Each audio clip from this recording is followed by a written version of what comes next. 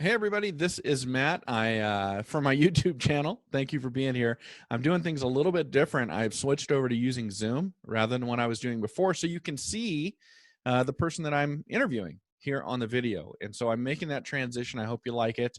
And welcome to this episode of the Off Farm Income Podcast. Today we're going to be speaking with Karianne Fallow, who is the CEO and president of Dairy West, actually located right here in Idaho.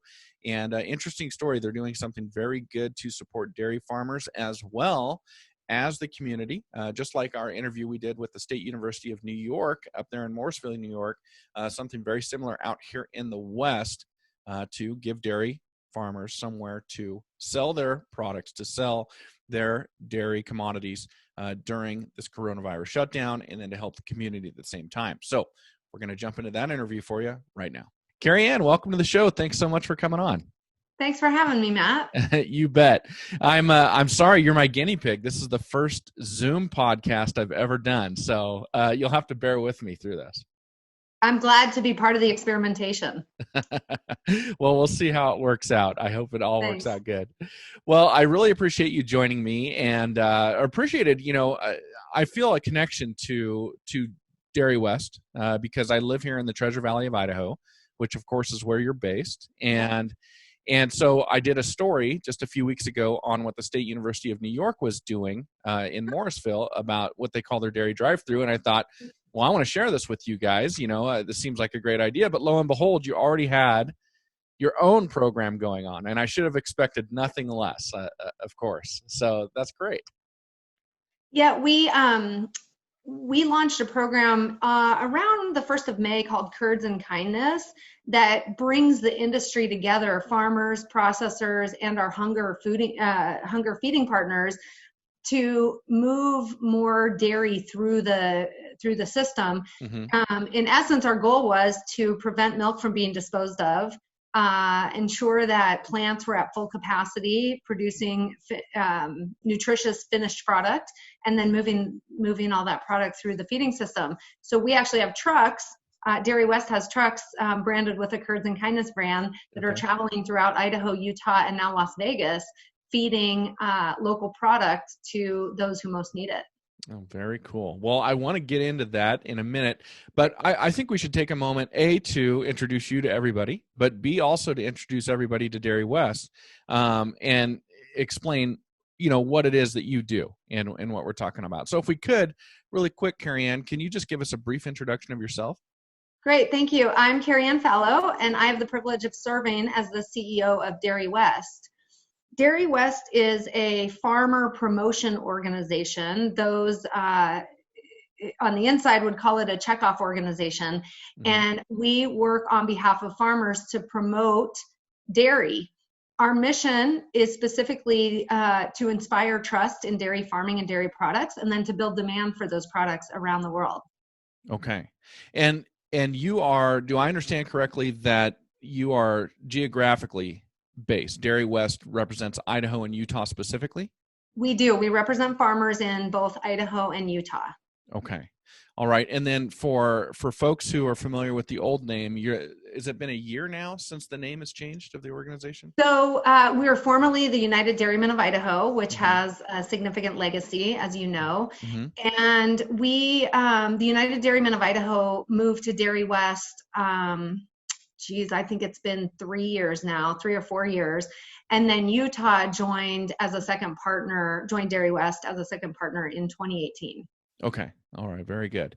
Now, I am fortunate that I get to speak with people all over the country. And so I interview a lot of dairy people from Wisconsin, dairy people from New York, all over the U.S., Connecticut, everywhere.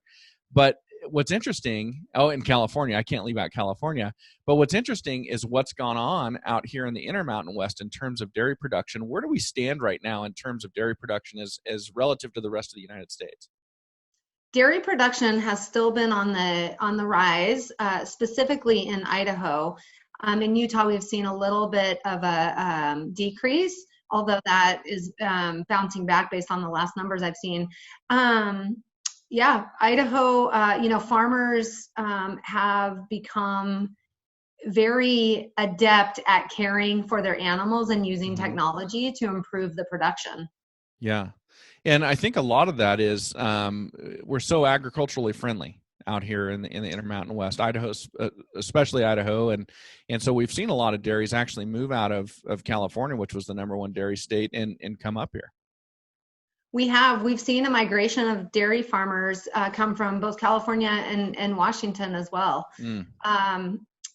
And while our industry continues to be strong, we currently have about 400 dairy farms in the state of Idaho. We have about 180 in Utah.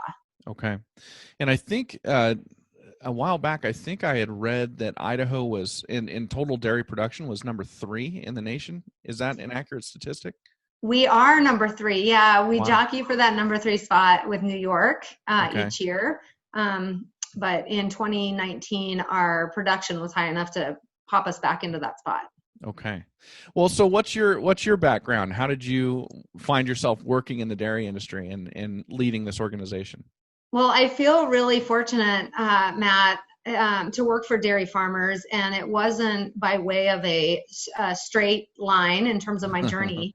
I actually spent most of my career as a lobbyist doing government affairs for companies like Albertsons and Walmart.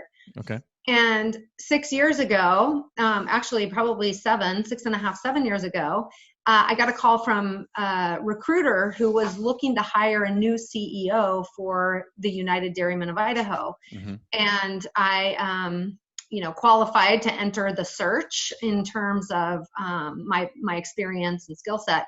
And I had the privilege of interviewing with the United Dairymen of Idaho Executive Committee and the board, a search committee first, then the executive committee and the board, and ultimately they chose to hire me. So I really view it as I'm humbled by the choice they made, and I feel it's a privilege for me.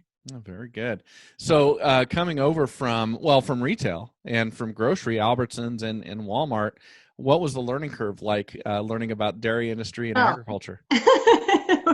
It was a steep learning curve. There's probably no more complex industry than the dairy industry. So I did have a lot to learn, and a lot to learn about the complexities of the promotion system and how that works.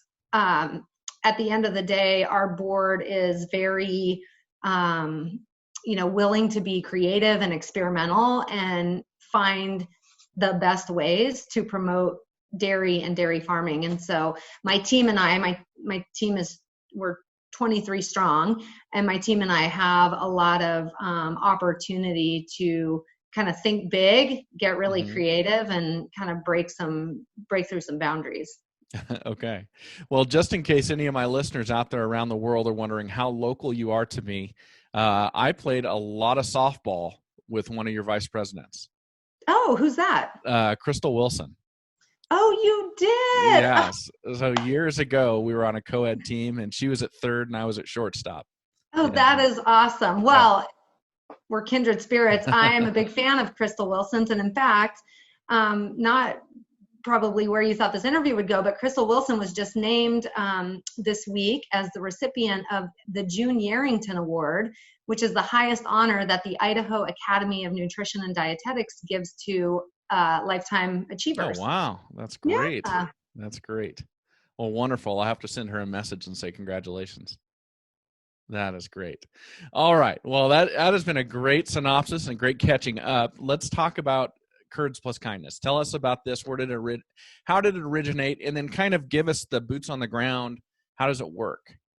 Yeah, great. Well, when the pandemic caused states to move to these stay-at-home orders, our dairy industry was affected almost immediately.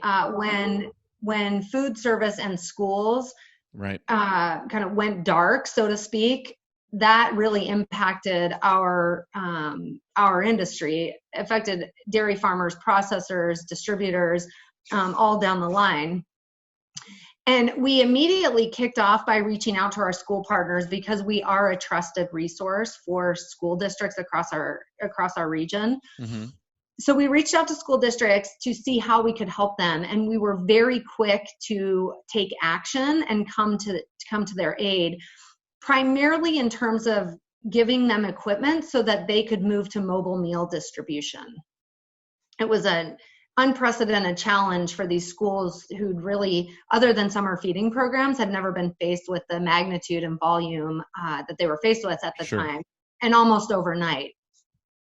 So we have worked with, I think that we're at about 130 different school districts throughout Idaho and Utah. Mhm. We've reached more than 900 individual feeding sites and helped school food service professionals feed almost 1.8 million meals per week. Wow. Since the beginning of the pandemic. Wow. So, not only are we helping feed a vital feeding system, or helping a vital feeding system, but we were also building relationships in a lot of cases with school districts that we hadn't worked with in the past. So I think that will serve our farmers long term, because we're now even more of a trusted partner and resource for them. So it'll serve our work long term, which is great. Then we set our sights on the feeding programs, working with the Idaho and Utah food banks to help make sure that they could meet the growing need for their clients, which we've seen, continue.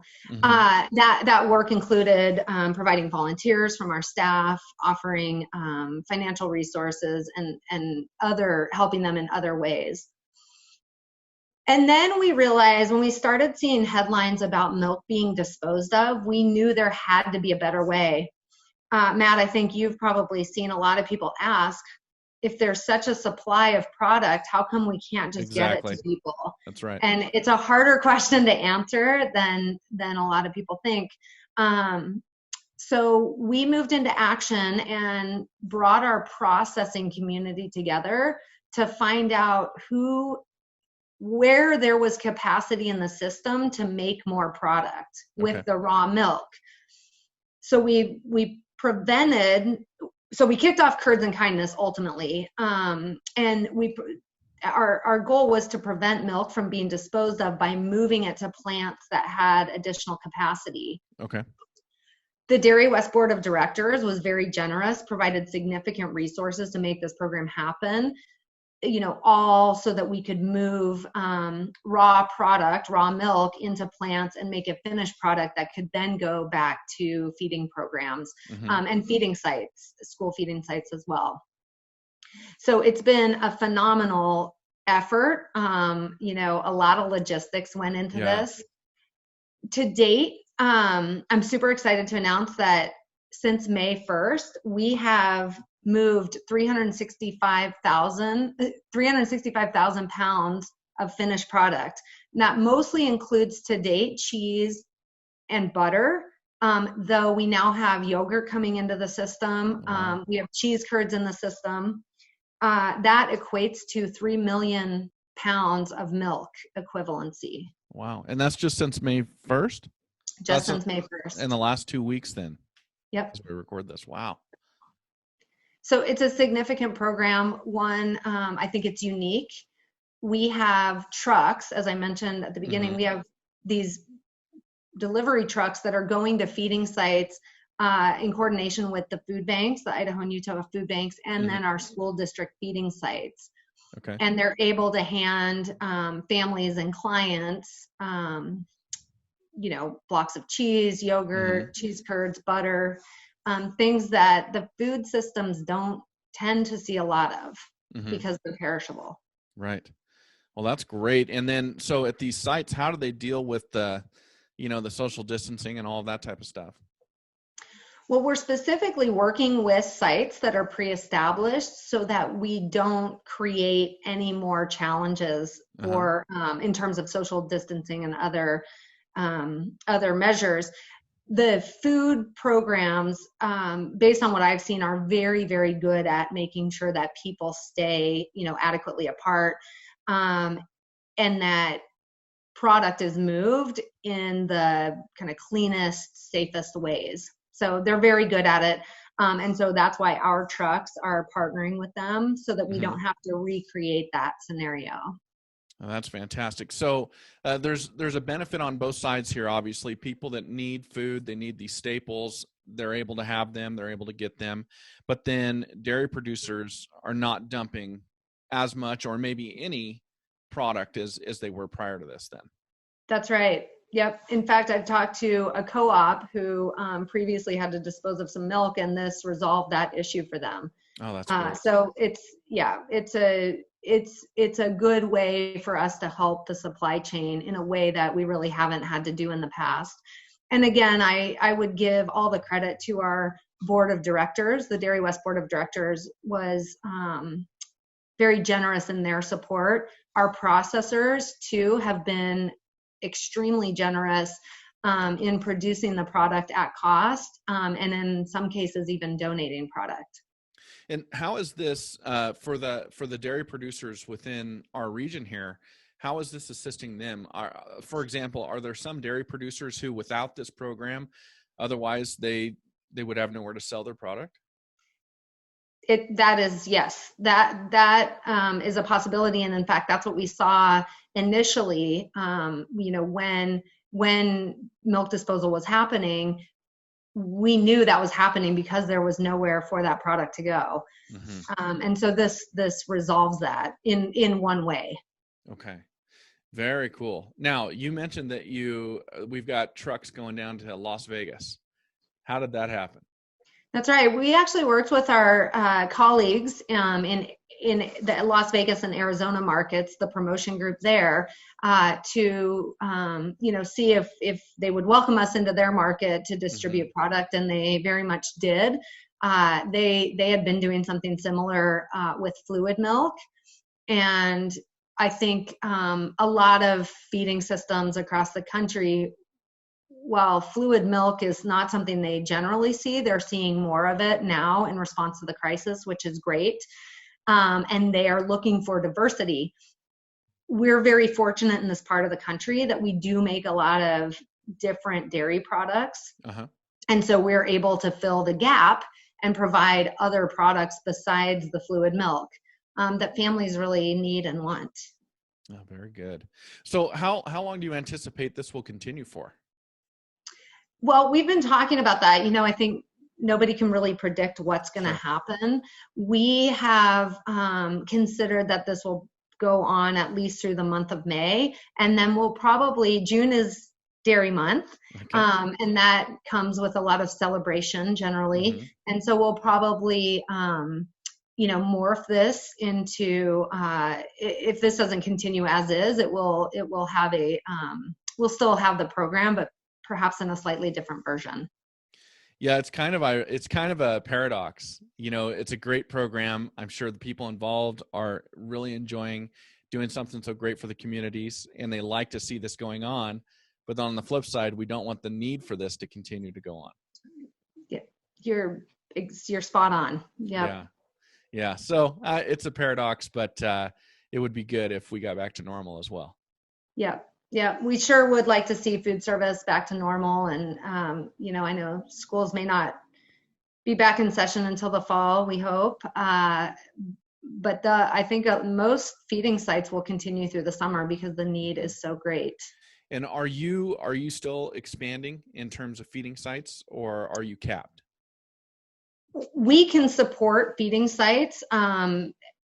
At any scale. I think we have the resources to do that. Mm-hmm. I think that all depends on, what can school districts manage, what can food banks manage. Mm-hmm. It's really dependent. They're not our food sites, but we can support growth in that area. Okay. And then our community members, if they wanted to, are they able to contribute to this effort? I mean, I know there's expenses involved.